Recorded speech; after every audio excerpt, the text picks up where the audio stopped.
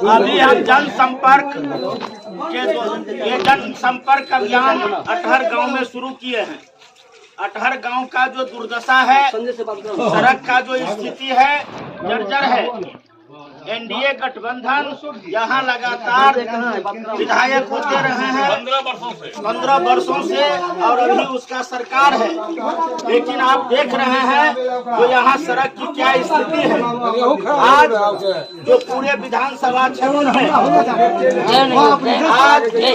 विधानसभा क्षेत्र में जो विधायक का विरोध हो रहा है, इसका कारण है जो आज कहीं विकास का काम नहीं हुआ है।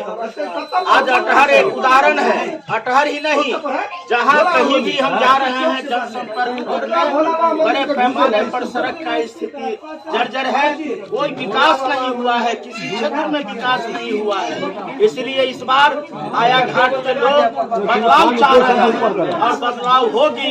भारी संख्या में लोग आज हमारे ये संपर्क यात्रा में शामिल हैं। हम मतदाताओं से संपर्क कर रहे हैं और इसमें काफी संख्या में लोग शामिल हो रहे हैं और सभी लोगों ने मन बना लिया है जो इस बार बदलाव होगी। इंडिया गठबंधन के उम्मीदवार घाट का नेता कैसा हो, श्याम भारती जिंदाबाद।